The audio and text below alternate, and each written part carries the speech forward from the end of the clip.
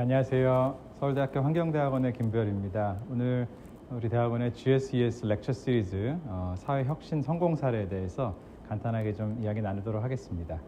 제가 제목에 영어 약자를 좀 많이 넣어놨습니다. MFI도 있고 SIB도 있고 SPC도 있고 이게 도대체 뭔가 오늘 강의에서 짧게 좀 간략하게 소개하도록 하겠습니다. 저는 우리 환경대학원에서 사회혁신 전공 교육과 연구를 담당하고 있습니다.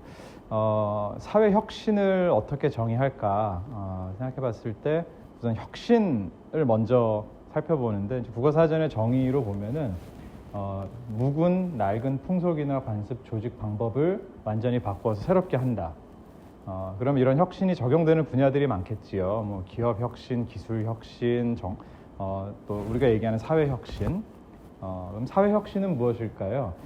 사회 혁신은 사회 영역에서 발생되는 여러 가지 문제점들을 잘 개선하고 해결해 나가는 과정이라고 정의할 수 있겠습니다. 제가 좀 순차적으로 좀 정의를 할 텐데요. 그렇다면은 사회 영역에서 발생하는 문제를 개선하고 해결해 나가는 것이 사회 혁신이라면은 그러면 도대체 어떤 사회 문제를 얘기하는 건가? 이거는 우리 국제사회가 사실 잘 합의하고 식별해 놓은 사회 문제들이 있습니다. 사회 문제가 점점 갈수록 범위가 넓어지고 문제의 심각성이 깊어지고 있어서 2015년도에 국제사회가 다 같이 모여서 우리 이 문제점들을 좀 한번 잘 해결해 보자라고 식별하고 정의해 놓은 17가지의 사회 문제가 있습니다. 그게 바로 지속가능 발전 목표지요. SDG라고도 합니다. Sustainable Development Goal. 그래서 이렇게 17가지 문제점들을 우리 국제사회가 사회 문제로 식별을 해놨어요.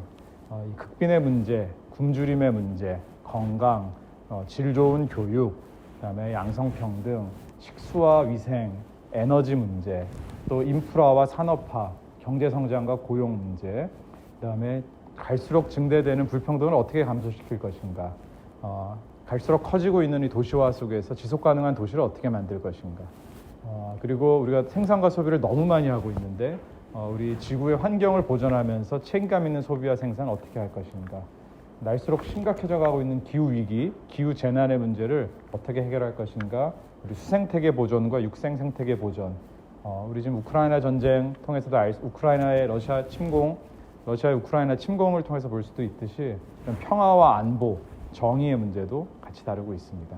그리고 사실 이러한 문제점들은 한 개별 국가의 문제가 아니기 때문에 국제사회의 긴밀한 협조가 필요한데 이것도 좀 잘 안 되고 있죠. 그래서 이렇게 17가지 목표들을 식별해 놨습니다.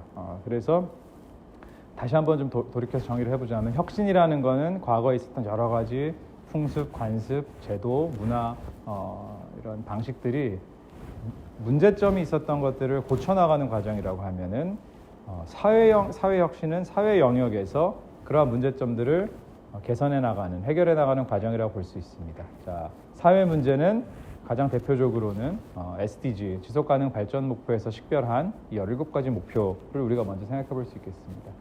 자, 그러면 이 사회 혁신에 대해서 얘기를 했을 때 사회 문제를 잘 해결해 나가는, 고쳐 나가는, 개선해 나가는 것이 사회 혁신이다라고 저희가 아주 간략하게 정의를 한다면은 그럼 도대체 먼저 이 문제가 왜 생기는지 원인에 대해서 우리가 한번 생각을 해봐야 되잖아요. 크게 사회 문제가 발생되는 원인은 뭐 여러 가지 이유가 있겠지만 2가지로 좀 요약해서 정리해 볼 수 있을 것 같아요. 시장 실패와 또는 정부 실패 때문에 이러한 사회 문제점들이 발생한다. 이렇게 생각해 볼 수 있겠습니다. 이 시장의 가격 메커니즘이라는 거는 정말 제한된 자원을 아주 효율적으로 잘 분배하는 그래서 사회의 그런 웰페어를 아주 극대화시킬 수 있는 아주 강력한 기제입니다. 그런데 이 시장이 항상 제대로 잘 작동하는 건 아니지요.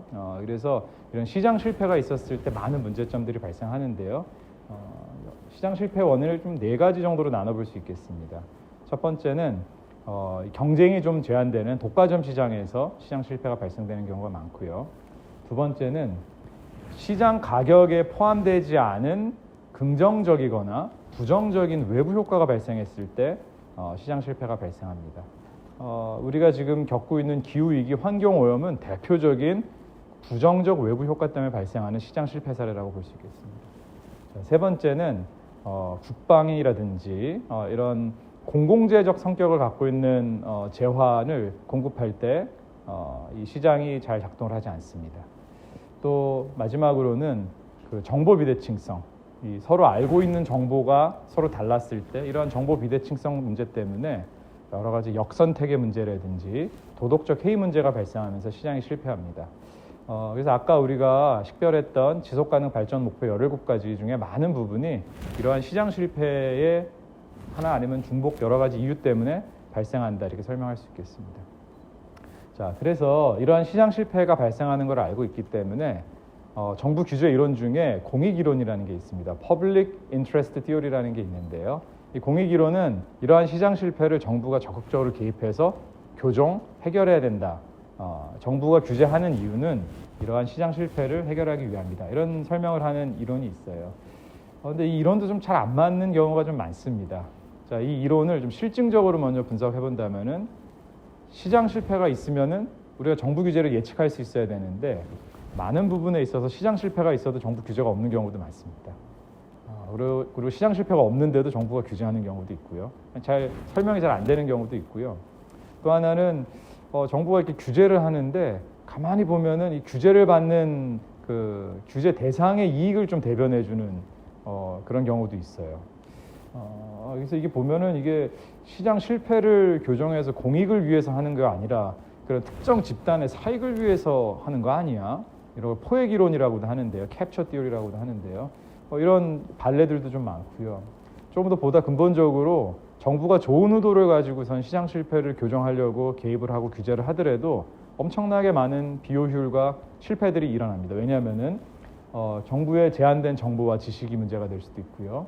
또 정부가 제안하는 그 정책, 규제 수단 자체가 불안정할 수 있습니다. 또 여러 가지 정치적 제약도 있을 수 있고요. 관료 조직의 문제가 있을 수도 있고요. 그래서 이 시장 실패를 교정하기 위해서 정부가 규제를 하더라도 이게 원했던 결과가 나타나지 않고 오히려 그거보다 더 큰 정부 규제, 정부 실패가 더 발생하는 경우도 있습니다. 그래서 이러한 시장 실패와 정부 실패가 이런 사회적 문제들을 잘 해결하지 못하고 오히려 더 양산하고 더 이 문제를 심각하게 만드는 것이죠. 그래서 이 사회 혁신을 다시 정의하자면은 사회적 문제를 지속가능 발전 목표에서 식별했던 대표적인 17가지의 사회적 문제들을 시장 실패와 정부 실패를 극복해 나가면서 해결해 나가는 과정이다. 이렇게 다시 한번 재정해 볼 수 있겠습니다.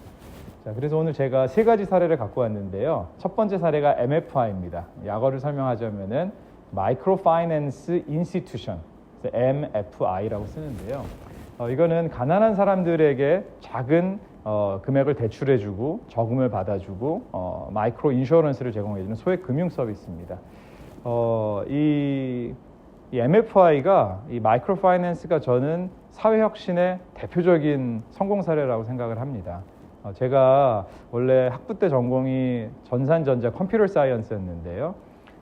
이 소액금융으로 2006년에 노벨상을 받았던 방글라데시의 무하마드 유누스 총재가 계십니다. 이분의 연설을 우연치 않게 보고 정말 이게 가슴이 뜨거워져서 이분이 도대체 뭐 하시는 분인가 봤더니 개발경제학자이시더라고요. 그래서 제가 이제 전공을 컴퓨터 사이언스에서 경제학으로 바꾸게 됐는데요. 이 마이크로 파이낸스가 왜 사회 혁신이냐? 자, 우리가 사회 혁신의 문제점들 아까 정부 실패와 시장 실패를 극복하는 새로운 혁신이라고 정의를 했는데요. 시장 실패부터 먼저 생각해 보겠습니다. 시장 실패 이유 4가지 중에 하나가 정보 비대칭성입니다. 그래서 특히 금융시장에서 이 정보 비대칭성 문제가 아주 심각하지요. 돈을 빌려주는 사람과 돈을 빌리는 사람 간의 정보가 대칭적이지 않기 때문에 내가 돈을 빌려줬는데 그 사람이 돈을 갚을지 안 갚을지 돈 빌리는 사람은 내가 알지만 돈을 빌려주는 사람 입장에서는 그걸 모르지요. 그래서 기본적으로 이 정보 비대칭성 때문에 이 금융시장이 성공하기가 어렵습니다. 근데 우리가 알다시피 지난 인류의 역사 수천 년간의 금융시장은 항상 있었어요. 돈 빌려주는 사람도 있고 돈을 빌리는 사람도 있었고, 이 말은 이런 정보 비대칭성 문제를 해결했다는 거죠. 그럼 어떻게 해결했을까요? 담보를 해결합니다. 일단 나는 네가 나한테 돈을 갚을지 안 갚을지 모르겠고 난 널 못 믿겠는데 이 정보 비대칭성을 극복해서 우리가 거래를 만들어내면 너도 좋고 나도 좋으니까 우리 그럼 담보를 결정하자. 너 집 문서 갖고 와, 땅 문서 갖고 와. 그래서 만약에 네 돈 안 갚으면은 내가 이거 가질 거야. 이 담보 설정을 통해서 기본적으로 이 정보 비대칭성 문제를 해결했던 거죠. 근데 이 문제가 뭐냐면은 이런 담보를 설정할 수 없는 가난한 사람들은 그러면 구조적으로 금융시장에서 배제될 수밖에 없는 거죠. 그래서 가난한 사람들은 돈을 못 빌려요, 금융시장에서. 그래서 정말 작은 돈만 급할 때, 아플 때 빌렸으면은 사람이 죽지 않았을 수도 있는데, 크게 다치지 않았을 수도 있는데, 그런 금융 서비스 접근이 없어서 가난한 사람들이 아주 큰 어려움을 겪지요. 그래서 이 무하마드 유누스가 이러한 문제점들을 깊이 고민을 합니다. 그런데 이런 시장 실패, 정보 비대칭성 때문에 금융시장에서 가난한 사람들이 배제되는 문제를 해결하기 위해서 정부가 개입을 합니다. 정부가 이 농촌 지역의 가난한 사람들이 대출을 못 받으니까 농촌개발은행 이런 것들을 설립해서 저리에 대출을 막 해줘요. 결과가 어떻게 됐을까요? 정말 많은 부분이 다 망했습니다. 저리로 대출하니까는 사실 필요 없는 사람들도 와서 막 다 대출을 받고 이거 정부가 빌려주는 돈이니까 안 갚아도 되겠네? 이런 거죠. 그래서 오히려 엄청난 정부 실패를 오히려 더 야기를 했죠. 가난한 사람들의 금융 소외 문제, 금융 배제 문제를 제대로 해결하지도 못하고.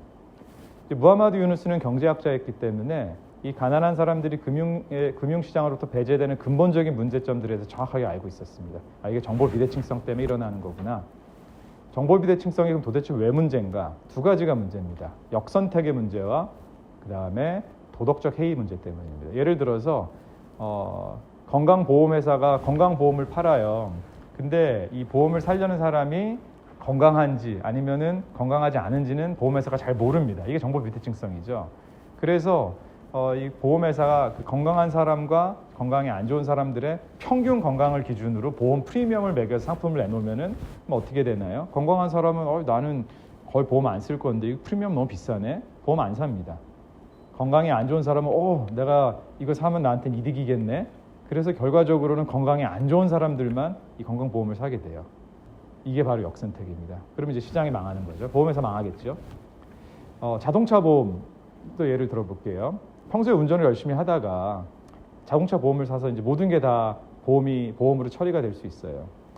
근데 보험회사가 제가 운전하는 거를 일거수일투족 다 감시하는 건 아니잖아요. 그러니까 이제 나 보험 되니까 좀 더 거칠게 마음대로 운전해야지. 이거는 도덕적 해이입니다.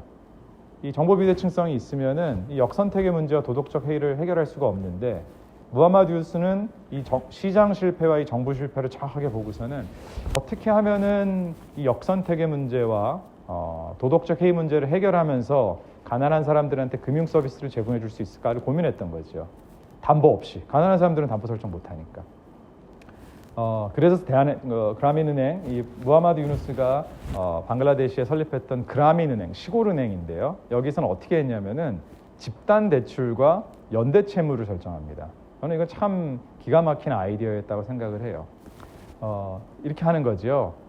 대출 받고 싶으면은 너네 동네에서 5명 모아와. 그러면은 그 그룹에게 대출해 줄게. 그 다음에 그룹 멤버 중에 한 명이 돈을 못 갚으면은 다른 사람이 책임져 줘야 돼. 이렇게 연대 채무를 설정해 놓은 거죠. 이게 왜 이런 시장 실패, 정보 비대칭성 문제 때문에 발생하는 시장 실패를 잘 극복할 수 있었냐? 참고로 이 그라민은행이 가난한 사람들한테 담보 없이 집단 대출, 연대 채무 방식을 통해서 대출해 줬을 때 회수율이 얼마인 줄 아세요? 거의 100%였습니다. 98%. 그래서 이 모델이 전 세계로 다 확산이 돼서 2006년도에 무하마드 유누스와 그라민은행이 노벨 평화상을 받은 거죠. 빈곤퇴치의 기여 공로로. 첫 번째로 5명을 마을 사람들한테 모아오라고 해요. 자, 그러면 어떤 사람들을 모아갈까요? 그 마을에 게으른 사람들, 평판이 안 좋은 사람들, 이런 사람 절대 안 껴주겠죠. 내가 우리 농촌 지역에 살고 있는데 우리 이승현 학생은 정말 성실하고 믿을만해. 이런 사람들만 껴주는 거죠. 맨날 거짓말하고 게으르고 저 김부열 내가 봤더니 저거 엉터리야. 쟤 우리 그룹에 껴줬다가 제가 돈 안 갚으면 내가 갚아야 되는데 절대 안 껴주죠. 그러니까는 역선택이 아니라 오히려 좋은 사람들만 모아오는 긍정적인 선택이 발생하는 거죠. 역선택 문제 이렇게 해결합니다. 돈을 투자를 받아가지고서는 돈을 도박에도 쓸 수 있고 정말 확률이 아주 낮은 정말 도박과 같은 프로젝트에 돈을 쓸 수도 있는데 이런 도덕적 해이도 다 방지할 수가 있어요. 왜냐하면은 우리가 서로 잘 아는 사람들인데 우리 부모님도 우리 최승길 학생 부모님 우리 농촌 지역에서 다 오랫동안 살았으니까 다 아는데 제가 그렇게 투자받은 돈을 엉터리로 써서 돈을 날리면은 제 친구들이 그 돈을 갚아줘야 되고 이건 우리 집안 망신이고 그거 못해요. 그러니까 이 돈을 대출을 받아서 도덕적 해이 없이 또 그 돈을 갖고 잘 활용해서 사업에 투자해서 돈을 버는 거죠. 그래서 이 그라민은행 무하마드 유누스가 고안했던 집단 대출과 연대 채무 이 방식은 이 정보 비대칭성이 갖고 있는 금융시장의 정보 비대칭성이 갖고 있는 역선택의 문제와 도덕적 해를 아주 효과적으로 해결할 수 있었습니다. 그렇기 때문에 전 세계에 이제 방글라데시에서만 이 그라민은행과 같은 소액금융으로 그 서비스를 받는 사람이 수천만 명이 넘습니다. 전 세계적으로 포함하자면 수억 명이 있고요. 그래서 노벨상을 받았게 됐죠. 대표적인 사회혁신 사례라고 생각합니다. 두 번째는 사회성과 연계채권이라는 게 있어요. SIB. 이것도 약어인데 Social Impact Bond입니다. 이거는 어떻게 보면은 정부 실패를 혁신했던 사례라고도 좀 볼 수 있겠어요. 이거는 엄밀한 의미에서 채권은 아닙니다. 이건 어떤 거냐면은 정부가 원하고자 하는 어떤 정책이나 프로그램이 있어요. 그러면 원래는 정부 예산을 갖고는 그 프로그램을 진행을 했었는데 이 SIB는 어떻게 하냐면 민간에서 투자해라. 그래서 너네가 이 프로젝트를 잘 한 다음에 성과가 있으면은 그 프로젝트 돈과 인센티브까지 우리가 제공해 줄게.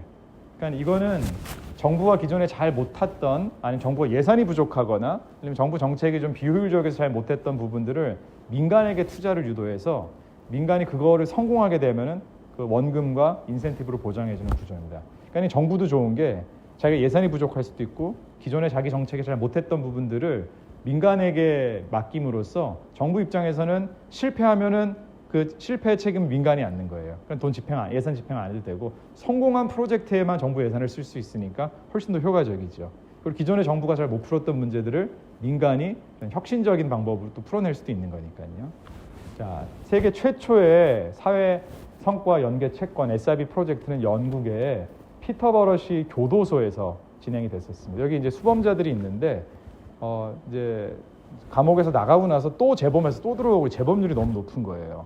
그 말은 정부 정책이 지금 실패하고 있다는 거죠. 교도소 제대로 교육해서 길을 가르쳐줘서 이 교육을 시켜가지고 이런 범죄를 안 짓게 만드는 게 교도소인데 교도소 들어왔다가 나가고 또 들어오고 나가고 그러니까 정부 실패인 거죠. 그래서 어떻게 했냐면은 이거 한번 누가 투자해봐라. 그래서 이 수감자들 젊은 청년 재소자들을 잘 교육해서 다시는 감옥에 안 들어오게 만들어주면은 내가 여기다가 성과를 지급해줄게. 이렇게 한 거죠. 그래서 이게 민간에서 들어와서 이 청년 재소자들을 직업훈련도 시켜주고 여러 가지 교정 프로그램도 돌려주고 그래서 이 재범률을 아주 획기적으로 낮췄습니다. 그래서 민간에서 투자했던 거 플러스 인센티브를 영국 정부 이 피터버러시에서 이제 제공을 해줬던 거죠. 저는 아주 대표적인 사회혁신 사례라고 생각을 해요. 우리나라에서도 있습니다. 우리나라 서울시에서 경계성 지능 아동들 대상으로 이 SIB 프로젝트를 처음 시작했었는데요. 이게 아시아에서는 첫 번째로 시작된 사업이었습니다. 경계성 지능 아이들은 IQ가 이제 100을 기준으로 IQ는 평균이 100인데요. 이 15 단위로 이렇게 구간이 나눠져요. 그래서 100에서 85 구간, 그다음에 그 85에서 70 구간 이렇게 있습니다. 그리고 IQ가 70 미만이면은 이제 지적 장애로 판정을 받게 됩니다. 그런데 이 IQ는 100을 기준으로 85부터 정상 IQ라고 봐요, 저희가. 그런데 그 15를 더 내려가서 IQ 장애 판정을 받는 70과 그 85 사이 있잖아요. 여기가 바로 경계성 지능 아동들입니다. 여기 이런 경계성 지능을 갖고 있는 아동들은 나중에 성인이 됐을 때 정상적인 독립적인 생활을 하기가 어려운 아이들이 많아서 평생 정부의 수급자가 될 확률이 일반인의 거의 수십 배에 이릅니다. 근데 이런 아이들이 왜 경계성 지능을 가졌나? 선천적인 문제점들도 있지만 뭐 예를 들면은 뭐 입양됐다가 파양을 당했다든지 가정에서 폭력에 노출이 됐다든지 이런 여러 가지 후천적인 문제 때문에 아이들이 지능 발전이 잘 안 된 케이스들이 좀 많았었어요. 그래서 서울시에서 어떤 걸 했냐면은 서울시에서 이 경계성 지능 아이들 100명을 대상으로 3년 동안 잘 교육을 해줘서 이 아이들의 지능이 지금 70에서 85 사이인데 85 이상 정상 지능으로 올라가게 되면은 성공으로 인정해주고 보상해줄게. 이게 서울시 1호 SIB 프로젝트였습니다. 사회성과 연계 채권 사업이었습니다. 이 결과부터 말씀드리면은요, 참여했던 아이들의 절반 이상 아이들이 정상 지능으로 회복이 되고 그다음에 문제 행동을 개선하게 되는 놀라운 성과가 있었죠. 이 이제 구조가 어떻게 되어 있냐면은요. 이게 한 총 사업비가 한 11억 정도 됐었는데 이 사업을 이제 서울시에서 처음으로 아시아 최초로 사회성과 연계 채권 사업을 한다고 했을 때 민간 투자자를 되게 구하기가 어려웠겠지요. 그래서 여러 가지 좀 난항이 있었는데 제가 같이 활동하고 있는 더 좋은 세상 PPL이라는 NGO에서 10억 원을 투자를 결정합니다. 그래서 이 SIB 사업이 이제 시작이 됐는데 이 3년 동안 대교 눈높이 선생님들이 정말 최고의 에이스 눈높이 선생님들이 이 아이들을 3년 동안 잘 교육해주고 돌봐주셨어요. 근데 이 구조가 어떻게 되어 있냐면은 이 아이들 참여하는 아이들 중에 예를 들어서 10% 그러니까 100명 중에 10명 정도만 정상진흥으로 회복됐다. 그러면 이제 어떻게 되냐면은요. 10%는 PPL 재단에서 10억을 투자한 거를 그냥 잘 쓰셨습니다. 끝나는 거예요. 정부는 서울시는 아무것도 보상 안 해줘요. 그 다음에 아이들이 이제 정상진으로 회복하는 게 높아지면 높아질수록 점점 보상하는 금액이 높아지죠. 그래서 보시면은 그 100명 중에 한 34명 정도 아이들이 정상진으로 회복이 됐다. 그러면은 PPL 재단에 투자했던 10억 원을 3년 뒤에 원금을 그대로 다시 보존해주는 구조입니다. 그 다음부터는 이제 아이들이 정상진흥으로 회복될 때마다 추가적인 인센티브가 있었던 거죠. 근데 아까 결과로 말씀드렸듯이 절반 이상의 아이들이 회복이 됐잖아요. 그래서 여기서 설계했던 맥시멈 인센티브를 받게 됩니다. 그래서 10억 원금 투자했던 걸 다 돌려받고 서울시로부터 한 2억 한 5, 6천만 원인가의 추가적인 인센티브를 받았어요. 그래서 경계성 지능 아이들이 정상진흥으로 회복하고 문제 행동을 교정할 수 있는 기존에 정부가 관리했던 복지 시스템에서 잘 하지 못했던 거를 민간이 참여해서 이 SIB를 통해서 크게 개선을 했고요. 또 투자했던 민간 단체는 원금을 다시 회수하고 그 다음에 거기에 추가적인 인센티브 한 6, 7%의 수익률을 기록한 거더라고요. 그래서 그렇게 인센티브 받았던 거는 또 다른 사회적 금융에 재투자하고 이런 선순환이 일어났던 거죠. 자, 마지막으로는 이제 SPC 사례인데요. 이거는 약어는 Social Progress Credit, 사회 성과 인센티브 프로그램입니다. 이거는 SK 계열사에서 집중적으로 진행하고 있는 대단한 아주 커다란 소셜 이노베이션 프로젝트인데요.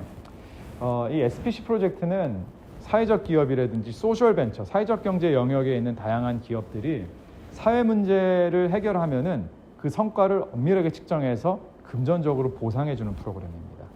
자, 이것도 사회 혁신이라고 저는 규정을 했는데 왜냐하면은요, 대표적인 시장 실패를 극복하는 사례입니다. 자, 어떤 시장 실패를 극복하는 거죠? 외부성.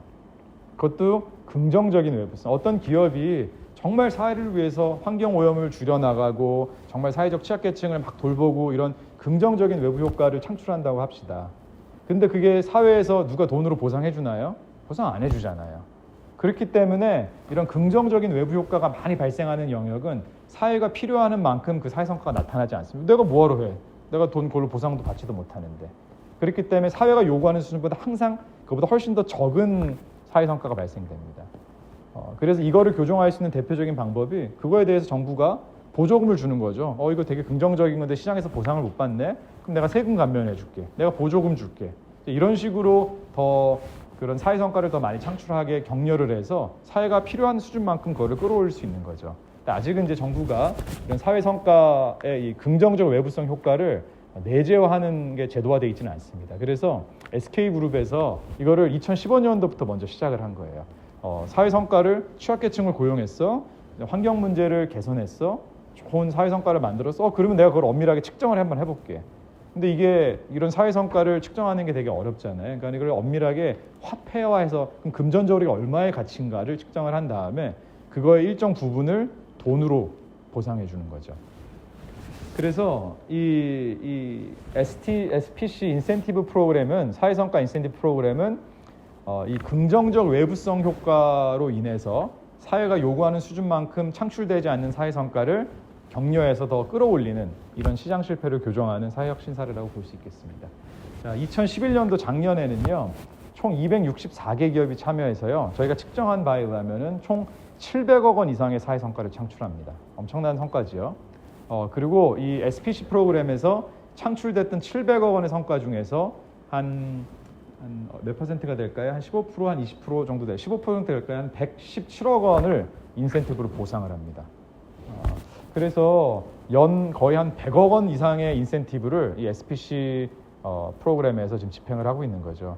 제가 파악하기로는 전 세계에서 이런 사회적 기업들, 소셜 벤처들을 지원해주는 사회혁신 프로젝트로는 전 세계에서 단일규모로 가장 큰 사업이라고 할 수 있겠습니다. 그래서 2015년도부터 지난 7년 동안의 성과를 좀 살펴봤더니 보시다시피 총 누적 2,400억 원 가원의 사회 성과가 창출이 되었고 SK그룹에서 한 450억 원 정도의 사회 성과를 금전적으로 보상해 줬습니다.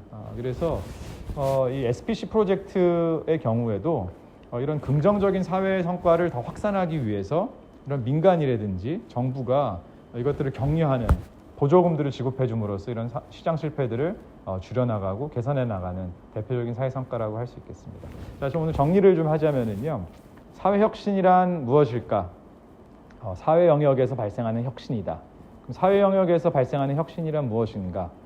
지속 가능 발전 목표 17개가 정의했던 많은 사회 문제들을 해결해 나가는 것이 사회 혁신이다.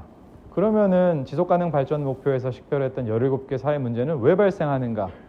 여러 가지 이유가 있겠지만 독과점 문제 때문에, 아니면은 긍정적 또는 부정적 외부 효과 때문에, 아니면은 공공재적인 성격 때문에, 아니면은 정보 비대칭성 때문에 발생하는 시장 실패 때문에 이런 문제점들이 발생할 수도 있고, 그런 시장 실패를 교정하기 위해서 정부가 규제를 하고 참여를 하지만 또 여러 가지 이유로 정부도 실패하는 이유 때문에 이런 사회적 문제들이 해결이 되지 않고 있는, 오히려 더 심화되고 있는 상황입니다. 그래서 이런 시장 실패의 원인과 정부 실패의 원인을 정확하게 식별해서 이 SDG에서 식별했던 문제점들을 해결해 나가는 과정이 사회혁신이라고 정의할 수 있겠습니다.